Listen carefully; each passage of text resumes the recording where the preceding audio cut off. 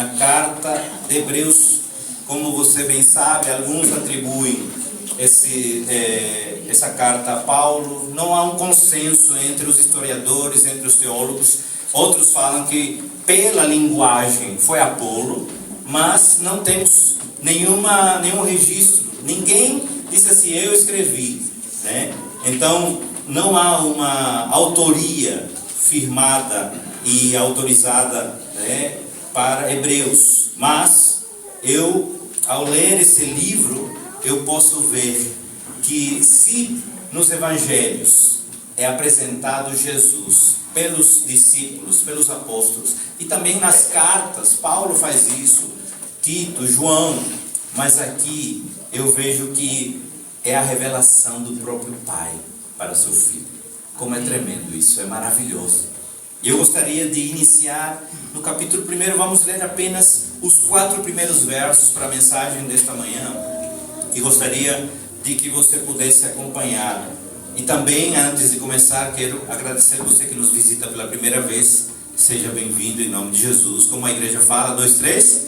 Sejam bem-vindos em nome de Jesus. E voltem sempre trazendo mais gente. Muito bem.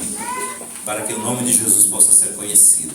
Então diz assim, Hebreus capítulo 1, verso 1. Vou ler na minha versão, você pode acompanhar na versão que está na TV, no telão. Antigamente, Deus falou muitas vezes e de muitas maneiras aos pais, pelos profetas. Mas nestes últimos dias nos falou pelo Filho, a quem constituiu herdeiro de todas as coisas e pelo qual também fez o universo. O Filho, que é o resplendor da glória de Deus, é a expressão exata do seu ser, sustentando todas as coisas pela sua palavra poderosa. Depois de ter feito a purificação dos pecados, assentou-se à direita da majestade nas alturas, tendo se tornado tão superior aos anjos, quanto herdou mais excelente nome do que eles. Como estávamos falando, a carta aos Hebreus então traz a excelência de Cristo, traz a revelação da pessoa de Jesus Cristo. E nós precisamos entender que o ministério sacerdotal no Antigo Testamento tem um caráter temporário, até a vinda de Cristo. E se você nós vamos analisar isso em março, a partir de março. Eu acredito que vai dar mais de um mês esse estudo, porque é um estudo, a carta aos Hebreus é muito rica. E se você vê, há um novo sacerdócio agora exercido por Jesus Cristo. E esse sacerdócio é eterno, é uma nova aliança, que não é contrária à antiga, mas que veio se cumprir em nosso meio. E, na verdade, nós precisamos compreender também que há no nosso entendimento, e precisamos compreender isso, hoje nós estamos debaixo de uma nova cobertura, como vamos dizer assim, dessa maneira, a cobertura do senhorio de Cristo. Quando nós falamos que não é mais pela lei, a gente não está rasgando a lei, mas a gente está dizendo que Cristo cumpriu essa lei por nós, porque a gente não tinha capacidade de cumpri-la. Então, graças a Deus por isso. E se pudéssemos colocar hoje um tema, um nome, a nossa mensagem de hoje seria a excelência de Cristo, a excelência de Jesus. E o que nos revela esta carta, esses primeiros 4 versos que nós lemos? Primeiro, que Jesus é a revelação mais excelente que o Pai pode nos dar. Havendo Deus, diz o verso 1, outra hora falado muitas vezes e de muitas maneiras aos pais pelos profetas, ou seja, ele está dizendo, outrora ele precisou de homens e mulheres de Deus para que pudessem preparar o caminho. Mas hoje ele diz assim, mas nesses últimos dias nos falou pelo Filho. É interessante isso. Por isso que houve um tempo sim em que Deus usou homens e mulheres para trazer essa mensagem de esperança. Mas a esperança chegou. E glória a Deus por isso. A esperança se fez carne e habitou entre nós. O Verbo se fez carne e habitou entre nós. Veja como é. Havendo Deus então ele falado, ele, Cristo, é o maior dos profetas. O melhor. O único. Porque ele não apenas veio falar do amor de Deus, ele é o próprio amor de Deus. Ele se fez carne. Ele enfrentou a cruz, que esse aqui está meio torto. Enfrentou a cruz. Me perdoe que às vezes eu tenho essa mania de, né, quem é meio perfeccionista, né, fica olhando, está tudo colocando no lugar. Então assim, às vezes a gente fica, né?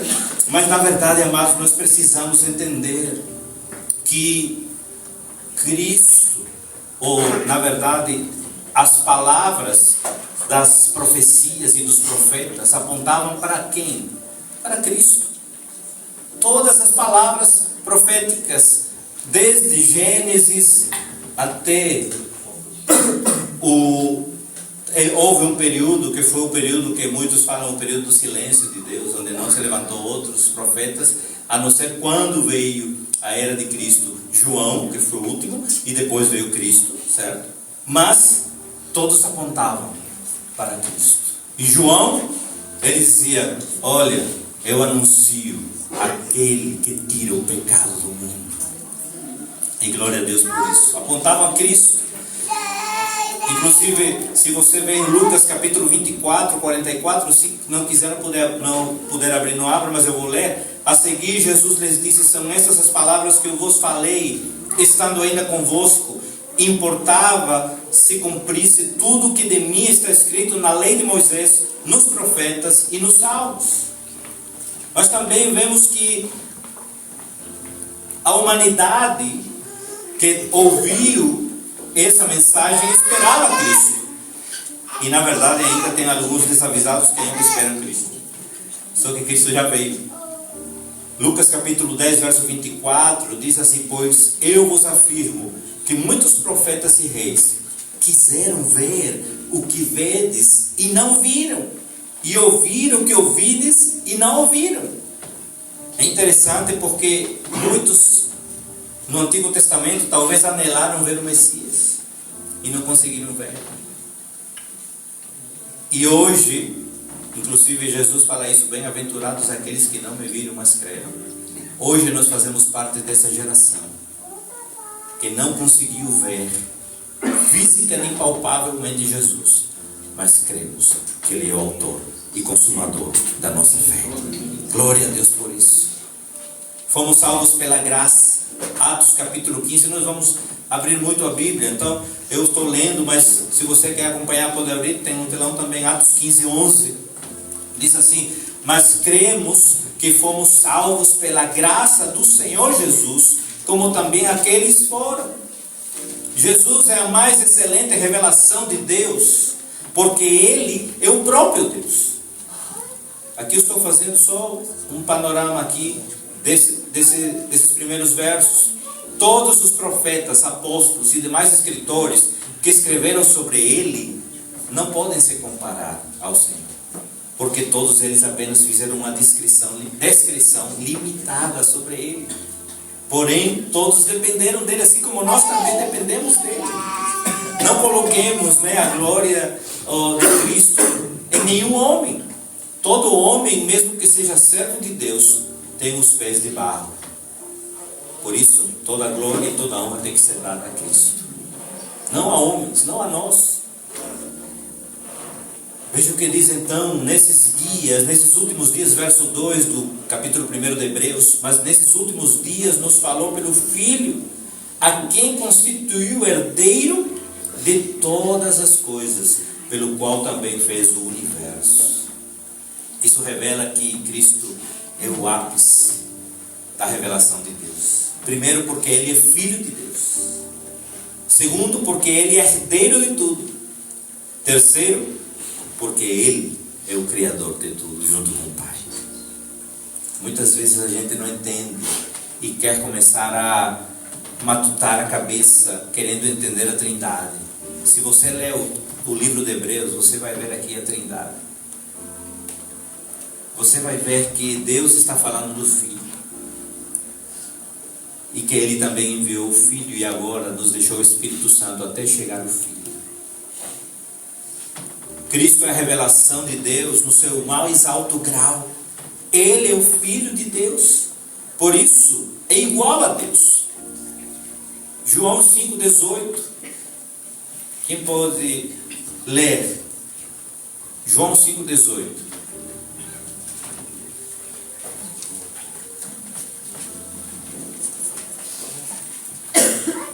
João 5,18.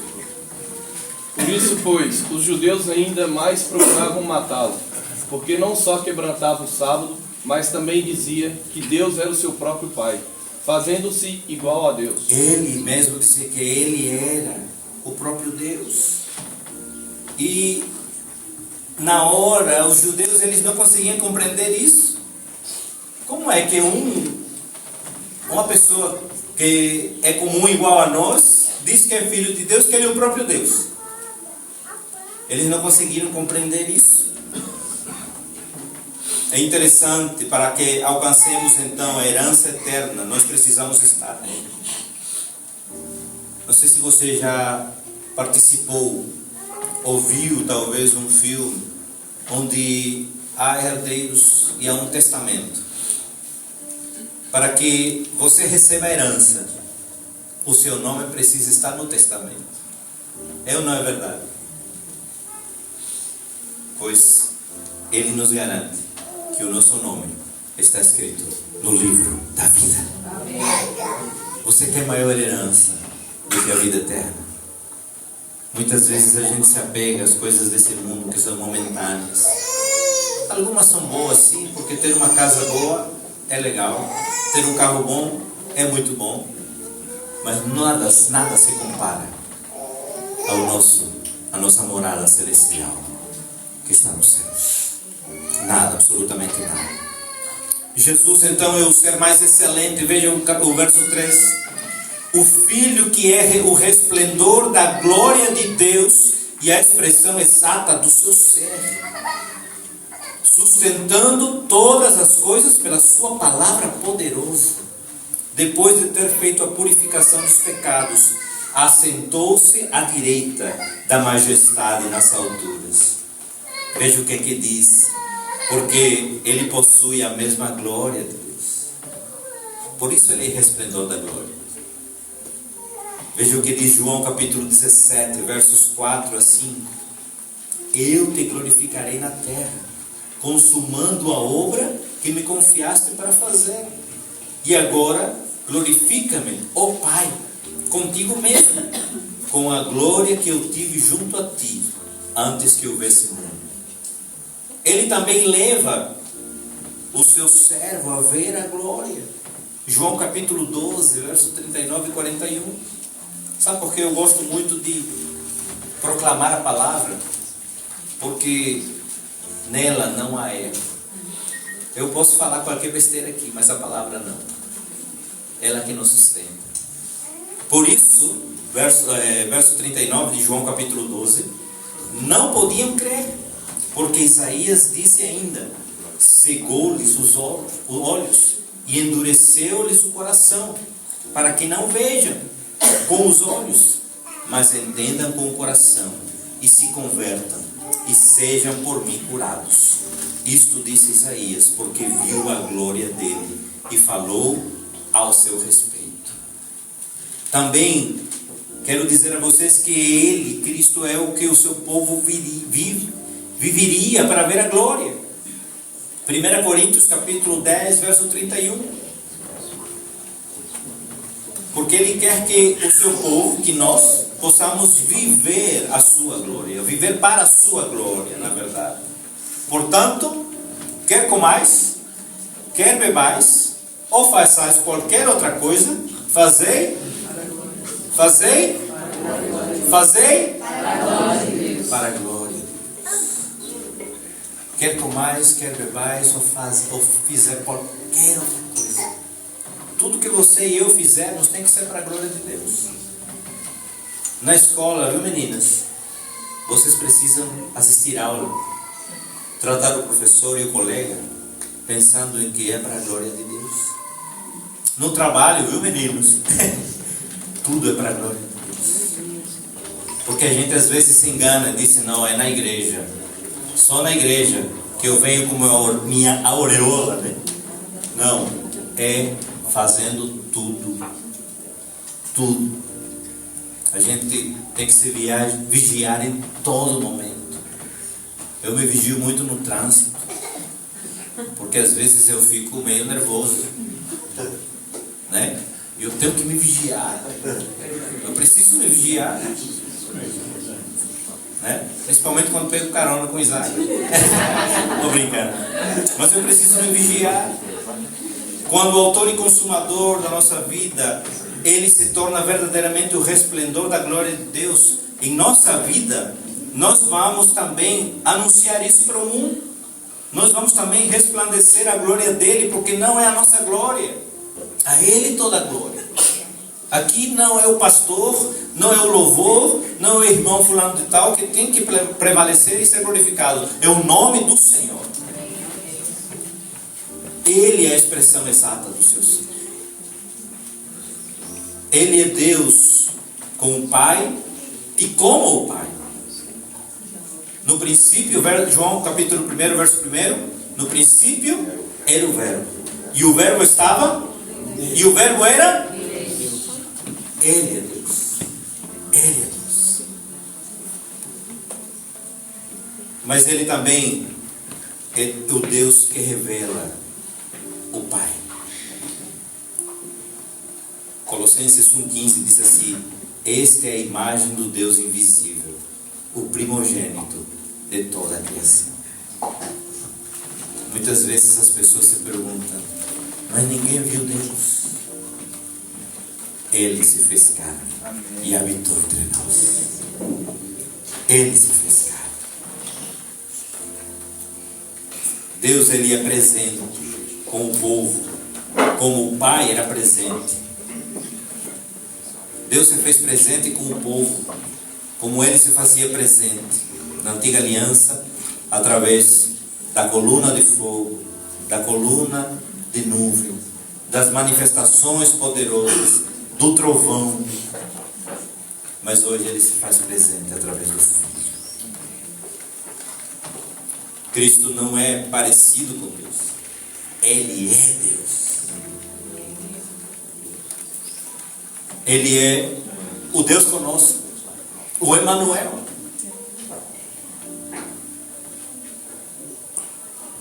Mas ele também sustenta toda a criação.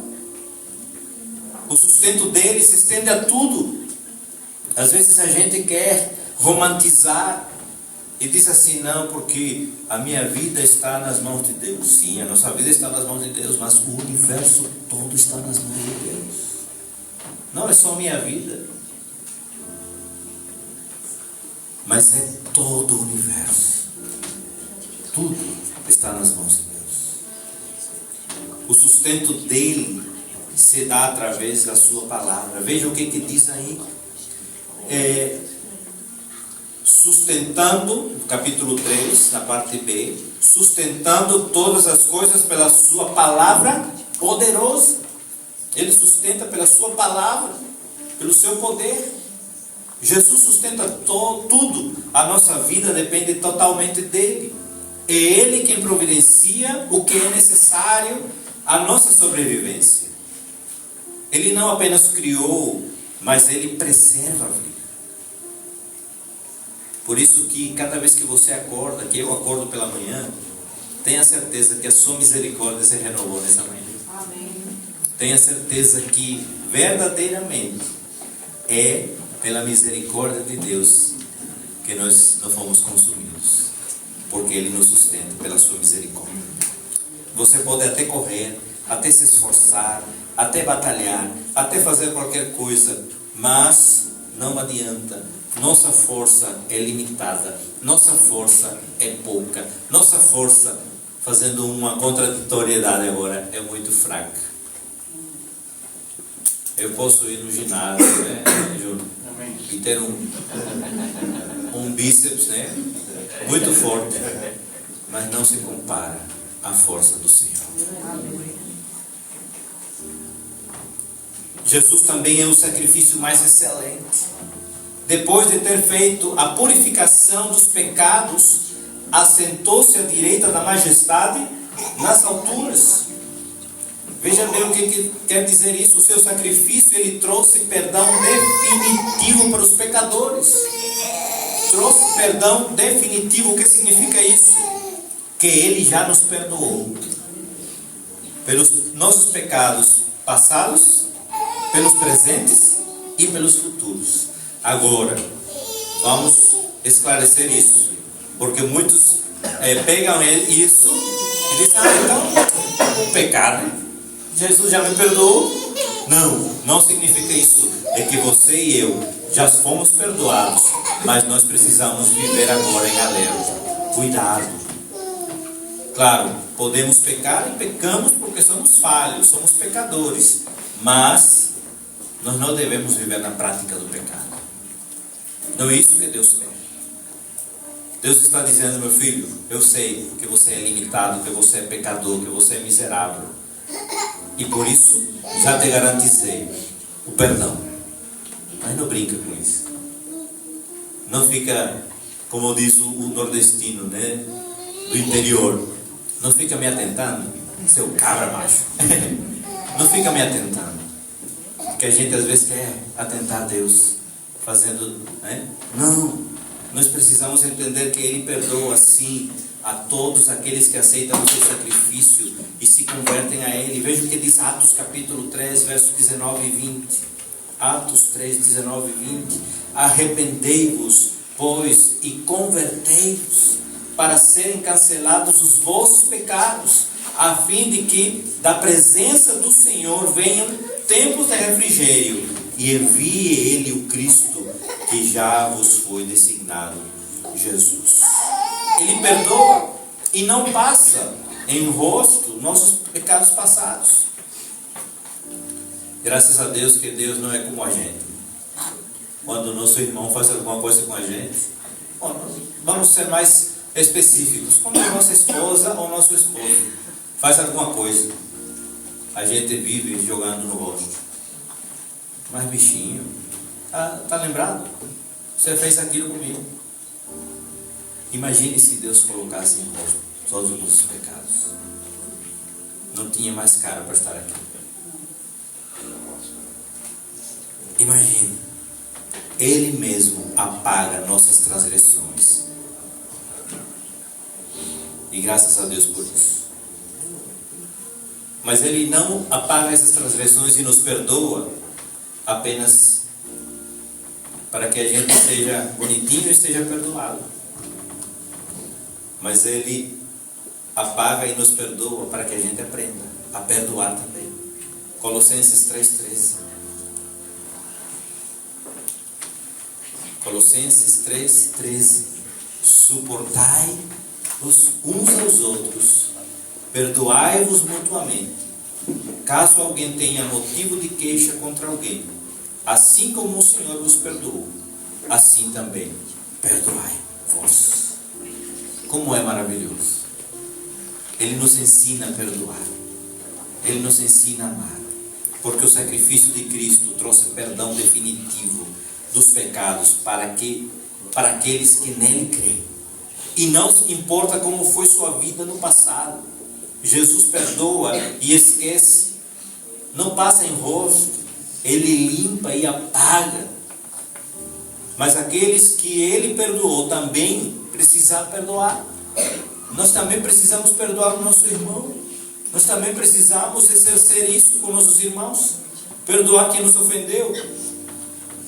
Porque se nós ofendemos a Deus, nós temos uma garantia. Quem sabe de cor 1 João 1,9.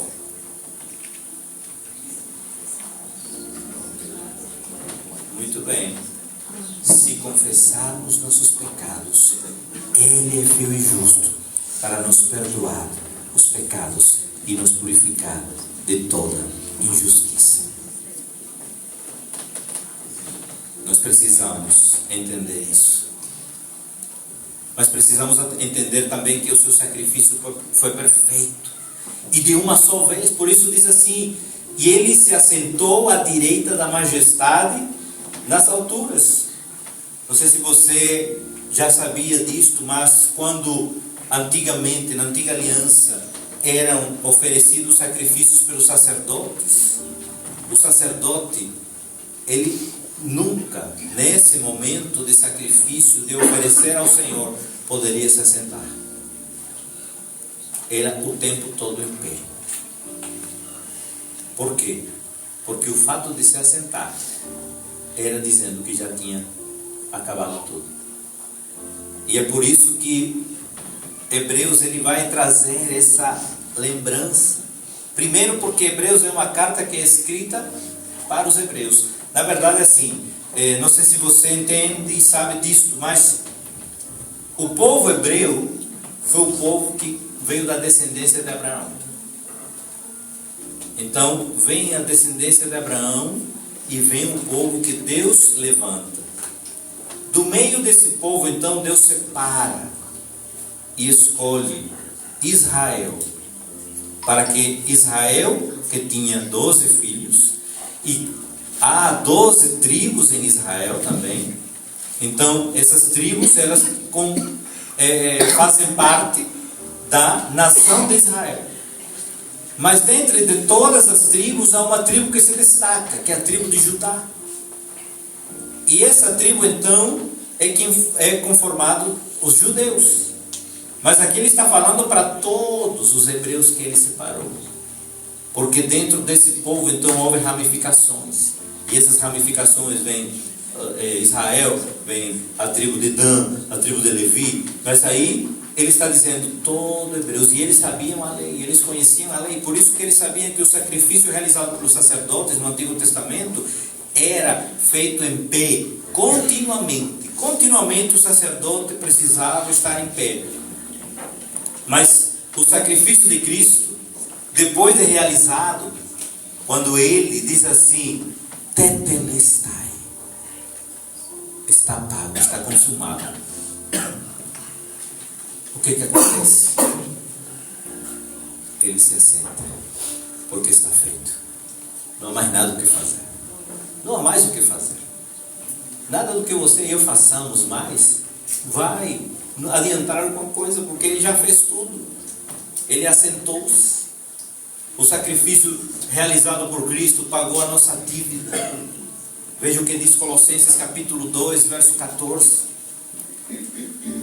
Tendo cancelado o escrito de dívida que era contra nós e que constava de ordenanças, o qual nos era prejudicial, removeu inteiramente, encravando-o na cruz. Era como se você e eu tivéssemos uma dívida impagável, e essa dívida estivesse num documento oficial e judicial. Todos nós já nascemos com essa dívida. Todos nós já nascemos com a dívida do pecado. E Jesus, quando Ele se entregou por nós na cruz, Ele está dizendo: basta você crer em mim, e eu ser o seu Senhor e Salvador, porque eu pego essa dívida e rasgo. Vou fazer isso aqui rapidinho para vocês. Essa aqui era a dívida que todos nós tínhamos.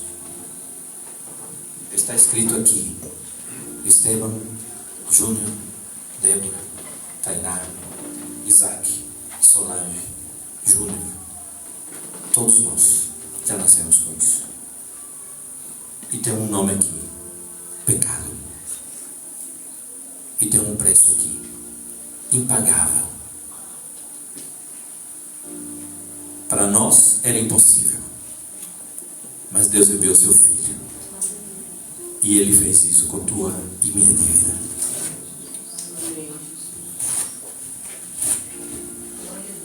Não há mais dívida para você que crê em Cristo Jesus.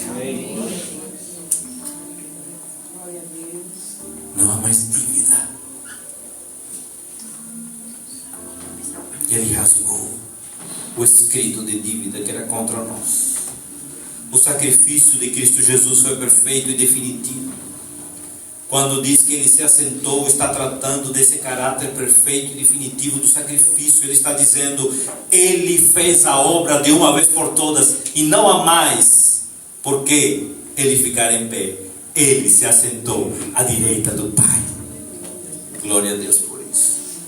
Glória a Deus por isso. Quando alguém tenta lhe dizer, não, mas você precisa ainda pagar o preço. Paga o preço. Paga o preço ainda, Isaac. O preço já foi pago. O que a gente agora tem que fazer? Temos que viver sim uma vida digna. Uma vida na qual nós possamos agradar a Deus. Sim, contemplando a palavra, que é a lei. Mas não na perspectiva de, porque olha, se eu não fizer isso, não sou salvo. Se eu não fizer aquilo, não vou receber a minha recompensa. Se eu não orar às 3 horas da manhã de joelhos, então Deus não ouve minha oração.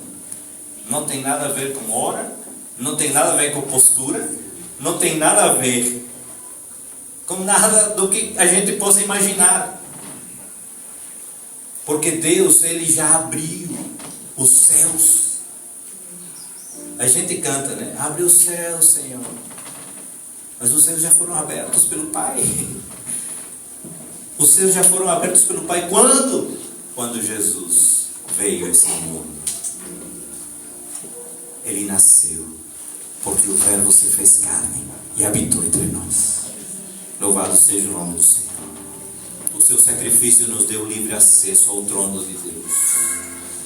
Veja o que está dizendo. Assentou-se à direita da majestade nas alturas. Se Ele se assentou e você e eu estamos em Cristo, nós também estamos assentados. Efésios vai falar sobre isso. Efésios é outra carta magnífica. Esse ano nós vamos nos alimentar da palavra. Amém. Porque às vezes a gente não sustenta, porque não conhece. A gente às vezes quer cair, não, porque aquilo, não, a gente precisa ir para a palavra. Os bereanos eram um povo que gostava de examinar. Não, mas olha, o Júnior falou que precisa raspar a cabeça para poder ser salvo. Amém.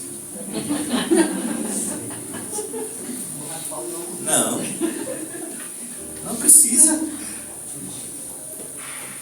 Não precisa raspar a cabeça. Não precisa nada do que você e eu pensamos em fazer, a não ser obedecer ao Senhor e cumprir realmente os seus mandamentos e entender que eu não mando mais em mim, porque não sou eu mais, é Cristo. Essa é uma vida que Deus quer. Deus quer que você e eu entendamos isso. Ele está à direita de Deus e governa tudo. Governa a igreja. Veja o que diz Apocalipse 1:20.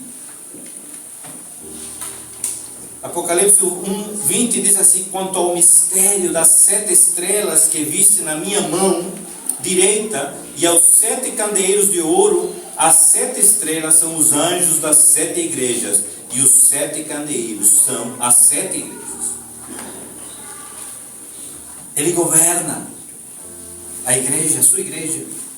Não estou falando apenas da igreja Batista Ágape, é a igreja de Cristo que está nesse mundo. Existe a igreja visível, que está ainda nesse mundo, e existe a igreja invisível. Qual é a igreja invisível de Deus?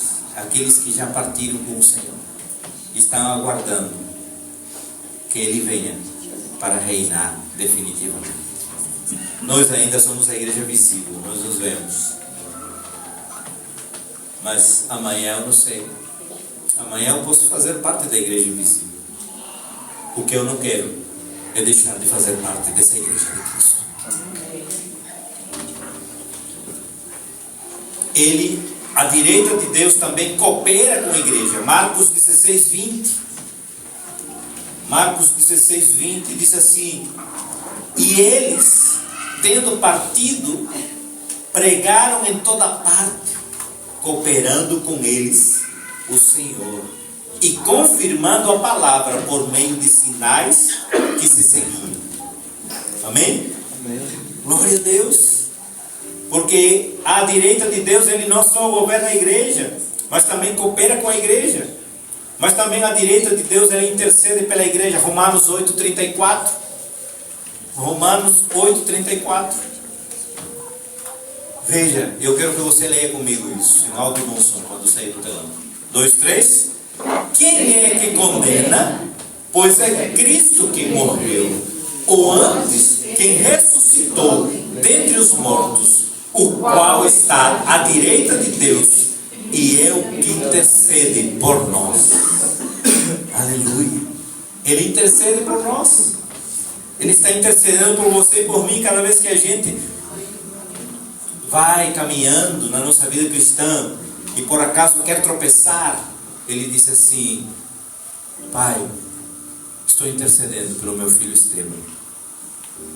Oh, abençoado esse Esteban. Só quer cair, mas eu intercedo por ele. Ele intercede por nós.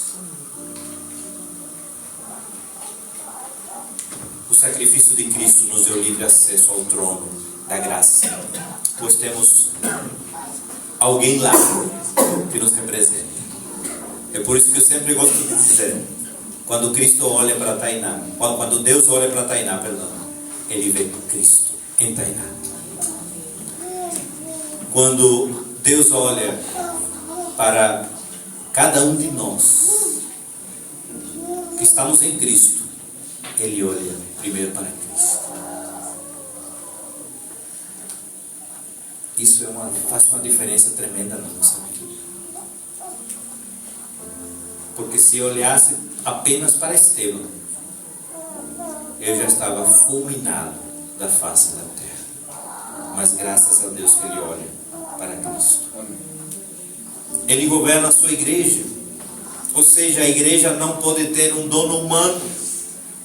E lamentavelmente é o que nós temos visto. E nós rejeitamos tudo isso. Porque a igreja não pode ter um dono humano. O dono da igreja chama-se Cristo. O dono da igreja tem que ser Ele. O pastor da igreja é o Espírito Santo. A gente só está aqui auxiliando. E como eu sempre falo, muitas vezes atrapalho mais do que ajudo. Mas Ele é o dono da igreja. Ele do trono da glória coopera com a igreja.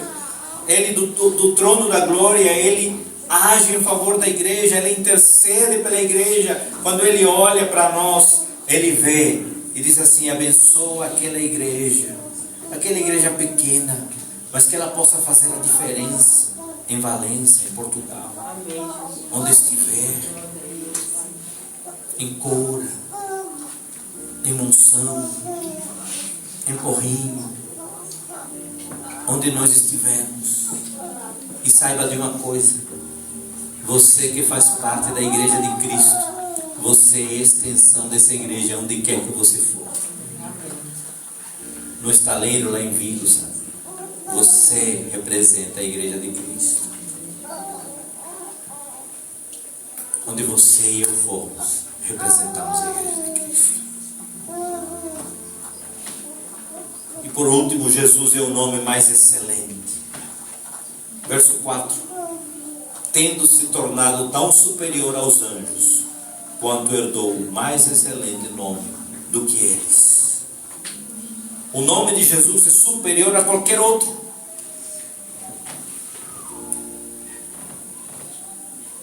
Filipenses capítulo 2. Eu gosto muito dessa carta também. Aliás, a palavra ela é viva, ela é eficaz. Filipenses capítulo 2, verso 9, diz assim: por isso, também Deus o exaltou soberanamente e lhe deu um nome que é sobre todo nome. Verso 10: para que ao nome de Jesus se dobre todo o joelho dos que estão nos céus, na terra e debaixo da terra. Verso 11: e toda língua confesse que Jesus Cristo é o Senhor, para a glória de Deus Pai. Glória a Deus, glória a Deus. O Pai lhe deu um nome superior, mas o Pai também lhe deu um nome que está acima de todo nome. Para quê? Para que nós possamos prostrados o adorar. Porque ao nome dele todo joelho vai se dobrar, não apenas nos céus, não apenas na terra, mas quando fala assim debaixo da terra, sabe o que quer dizer? Até o inferno sabe que tem que adorar a Deus. Mas muitas vezes nós que somos a igreja não entendemos a nossa condição de adoradores. E quando eu falo aqui adoradores, e dando um spoiler, adoração não é cantar apenas. Adoração é um estilo de vida. A adoração precisa ser a minha essência. Porque Ele me tirou do lamaçal do pecado, onde eu era adorador de um reino que só me botava para baixo, e cada vez mais para baixo. Ele me resgatou, limpou minhas vestes, tratou minhas feridas, tirou tudo imundo que havia de mim e me colocou numa posição de filho. E agora eu preciso honrar esse nome que está acima de todo nome. Quantas vezes a gente quer honrar o nosso sobrenome? Não porque eu sou, vamos dizer aí um sobrenome, esqueci agora assim, Alcântara, Santos, Silva, fulano. Você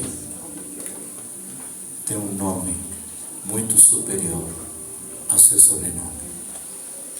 Filho, filha do Deus vivo.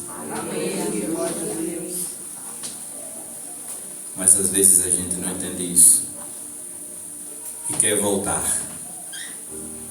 às antigas práticas, quer voltar ao sobrenome antigo, quer voltar às coisas desse mundo.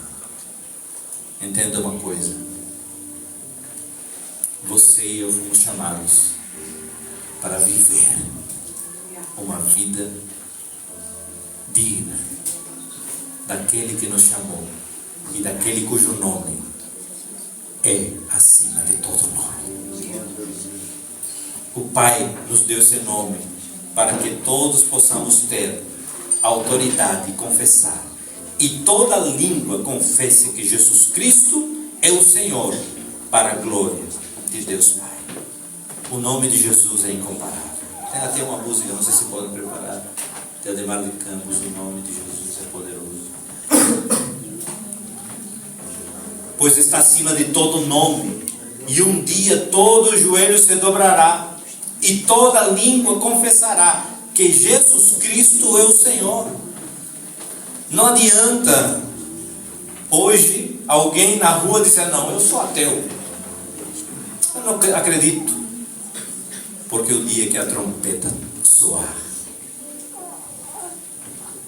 todo joelho se dobrará, toda língua confessará, porque Ele vai vir em glória. Porque ninguém vai poder dizer: eita, eu não acreditava, mas vai dizer: Jesus é o Senhor. Jesus é o Senhor. Porque todos vão declarar que Jesus Cristo é o Senhor. E aquele que não confessou pelas bocas a tempo, lamentavelmente, irá para um lugar onde há choro e ranger de dentes. É por isso que nós, como igreja, precisamos e nos urge pregar a mensagem da reconciliação. Somos desafiados a isso. Eu quero desafiar PGs, igreja. Ontem fiquei muito feliz quando vi o PG Raízes dos adolescentes cheio. Não cabia mais menino na sala. Eu disse, meu Deus, que bênção. Sabe por quê? Porque essa juventude, ela precisa conhecer a verdade. Porque o mundo lá fora é muito atraente, é muito atrativo. Mas maior do que o mundo é o nosso Senhor. Jovens, adolescentes, quero dizer a vocês que estão aqui, não se enganem, porque os prazeres desse mundo são momentâneos.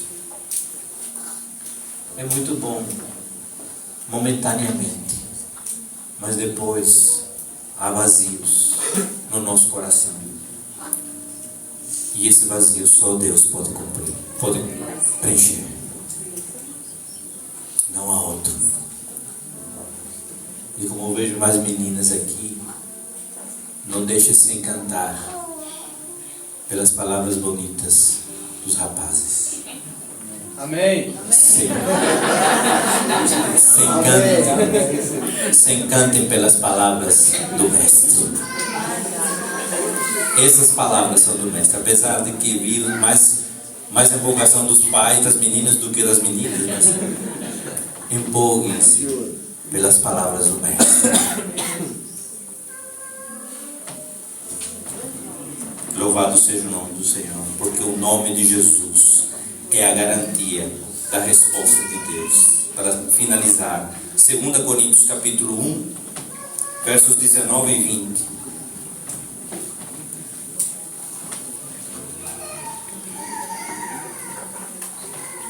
Porque o Filho de Deus, Cristo Jesus, que foi por nosso intermédio anunciado entre vós, isto é, por mim e Silvano e Timóteo, não foi sim e não, mas sempre nele houve o sim.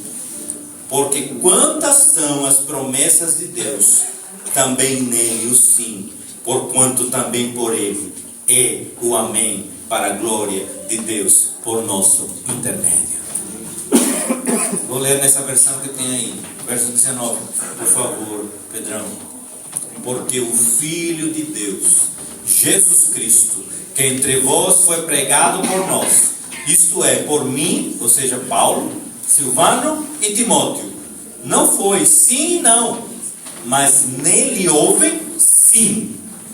Porque todas quantas promessas há de Deus estão nele sim, e por ele o amém, que significa assim seja, para a glória de Deus por nós. Glória a Deus, glória a Deus.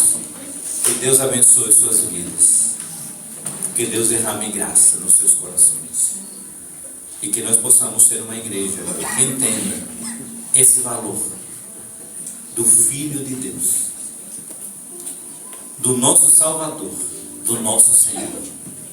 Nessa manhã, tem alguém que quer entregar sua vida a Ele, esse nome. Quero dizer a você que está aqui que Jesus, que Deus, Ele não tem netos. Ah, porque eu já nasci no lar evangélico, já nasci no lar cristão.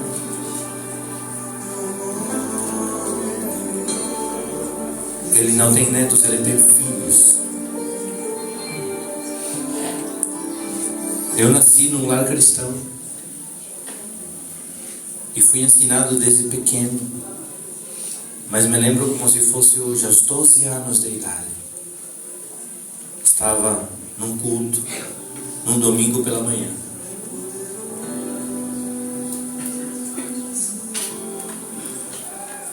E não imaginava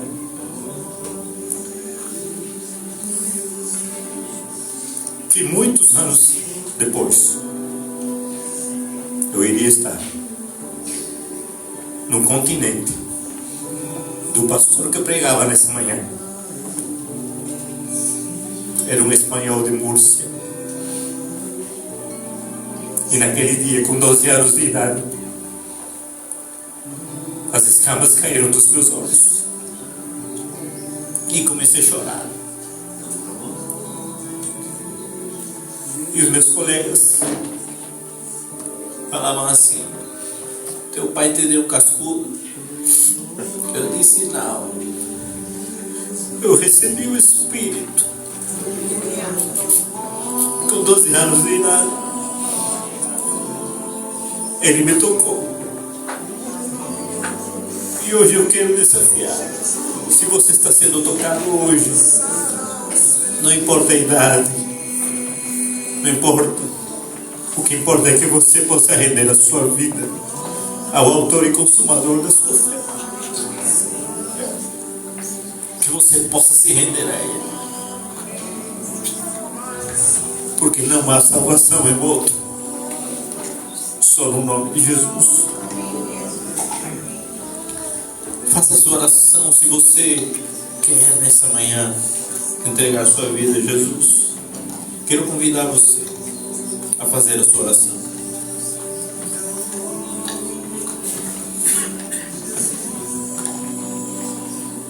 Coloque a mão no seu coração e faça essa oração comigo.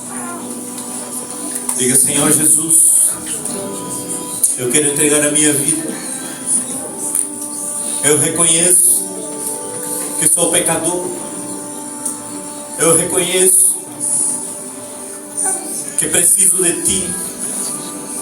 E eu quero, Pai, nesta manhã também reconhecer que o Senhor entregou sua vida por mim na cruz do Calvário.